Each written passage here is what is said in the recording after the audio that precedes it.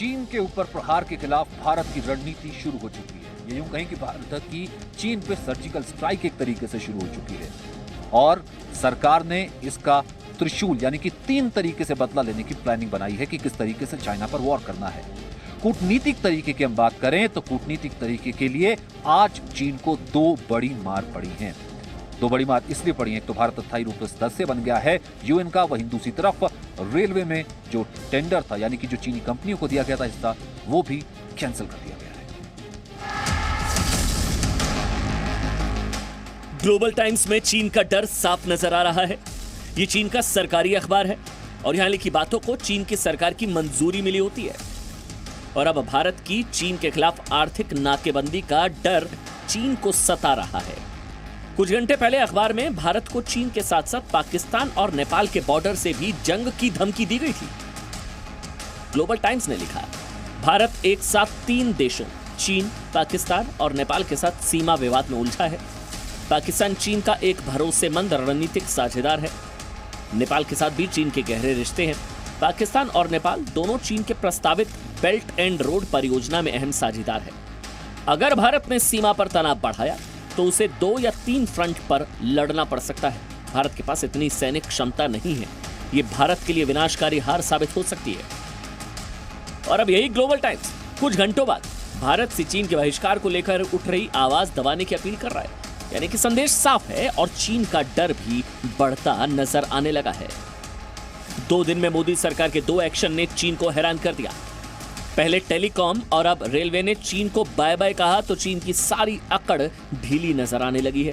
हालांकि रेलवे ने जो कदम उठाया है उसके पीछे सिर्फ बदला नहीं। दरअसल रेलवे ने चीन की कंपनी के साथ साल 2016 में सिग्नलिंग और टेलीकम्युनिकेशंस का 471 करोड़ का करार किया था।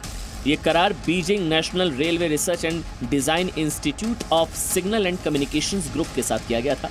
इसके तहत कंपनी को करीब 417 किलोमीटर लंबे सेक्शन में सिग्नलिंग का काम करना था। कंपनी को 2019 में ही अपना प्रोजेक्ट पूरा करना था, लेकिन उसने 20% काम ही पूरा किया, जिसकी वजह से रेलवे ने इसे रद्द कर दिया।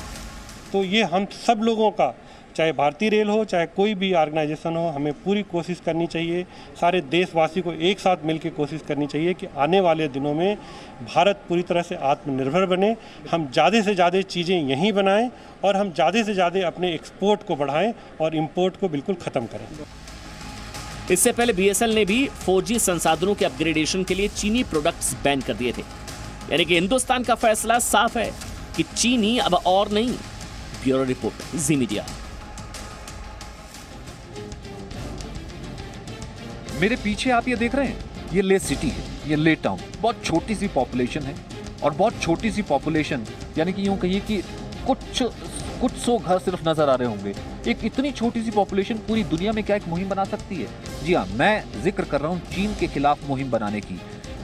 बॉयकॉट चाइनीज प्रोडक्ट सबसे पहले अगर कहीं से उठा तो इसी लद्दाख की धरती से उठा, जिस लद्दाख की धरती पर आंख तरेरने की कोशिश कहीं ना कहीं चीन ने की थी। इसलिए मैं लगातार कह रहा हूं कि जी न्यूज ने भी कहा कि हिंदी चीनी भाई भाई का वक्त नहीं, हिंदी चीनी बाय बाय। और इस युद्ध में, इस चीन के खिलाफ युद्ध में आप भी सबसे बड़े सिपाही हैं।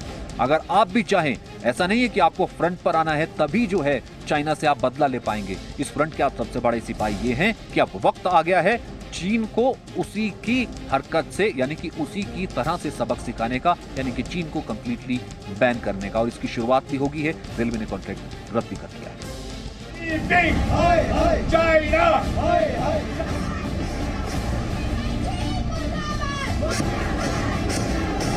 शहर शहर बस एक आवाज, चीनी अब और नहीं। पूरे देश से एक ही आवाज आ रही है कि चीन पर अब आर्थिक प्रहार का वक्त आ गया है।